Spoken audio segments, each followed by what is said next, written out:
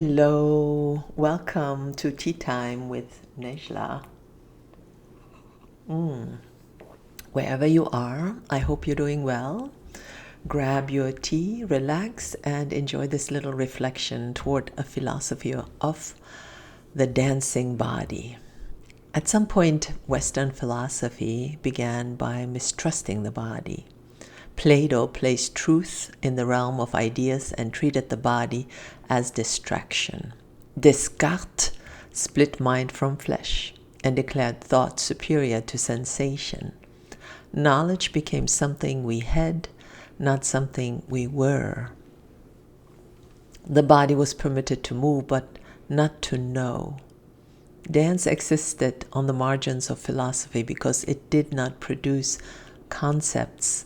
It vanished as it appeared. It could not be written down. And so it was considered ephemeral rather than intelligent.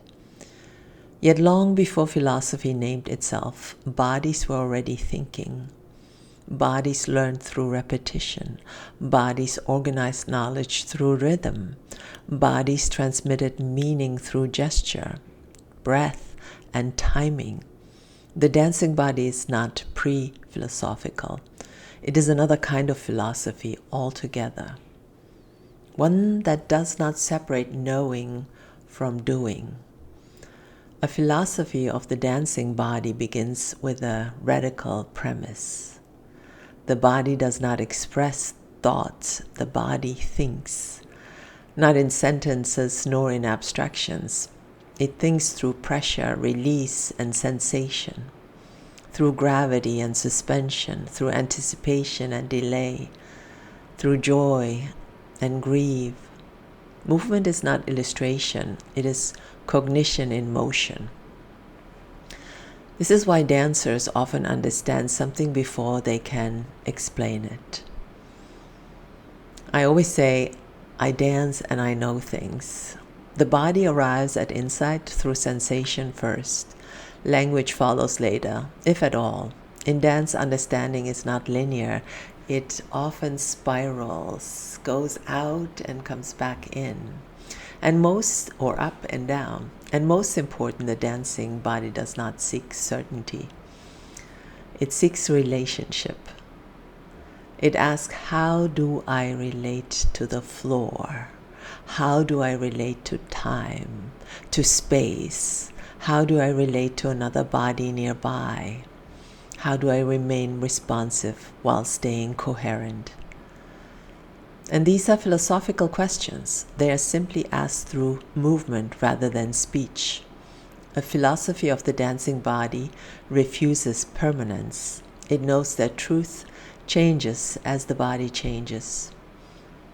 An idea understood at 20 will feel different at 50, not because the idea was wrong, but because knowledge lives in tissue, in the bones, in ligaments, in muscles, in cells. This makes the dancing body anti-dogmatic.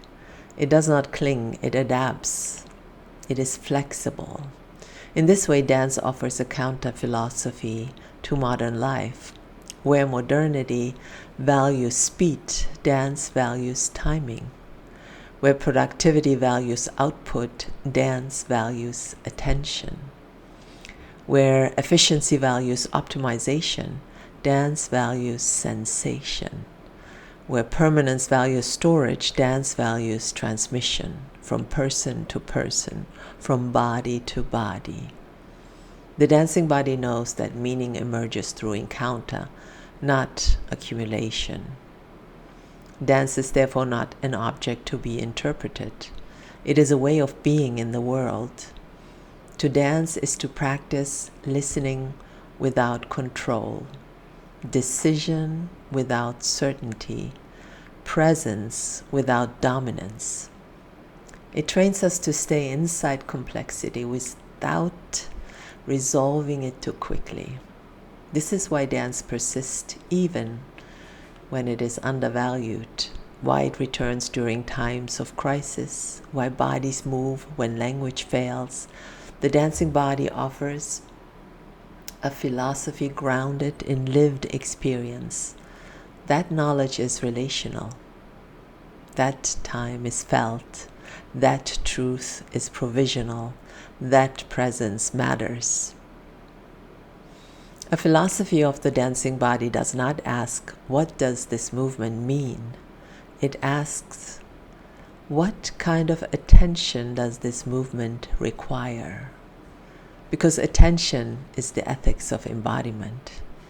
In the end, the dancing body teaches something quiet, but radical. We do not move through time. Time moves through us. And dance is how we listen. I'll leave you with a embodied contemplation today, thinking through the body. So wherever you are, stand or sit comfortably. You can also lie on the floor. Let the body settle without correction.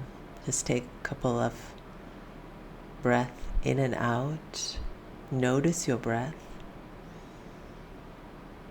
Notice your edges, your body, the floor. Just notice beingness. Instead of asking, what do I feel? Ask, where is thinking happening right now? Notice that it may not be in your head. It might be in the feet, adjusting, in the spine, organizing, in the breath, choosing rhythm, maybe in your eyes, orienting toward space. Allow one subtle movement to occur, not as expression, but more as an inquiry. Like a spiral. What is your joint? Let it ask something the mind cannot. When the movement ends, stay still. Notice whether understanding has shifted slightly, without explanation. That shift is embodied thought. Rest there for a moment. The dancing body does not argue, it practices. It does not seek mastery over the world, it seeks conversation with it. Toward the philosophy of the dancing body is not a theory to complete. It is a lifelong listening, one that unfolds breath by breath, gesture by gesture, age by age. And we are all already, us dancers, living it. And I invite anybody who is not dancing also to join us, to notice, to be, to breathe, to move. Well, thank you so much for tuning in, and leave your comments below. I hope you have a wonderful rest of your evening and enjoy the rest of your tea.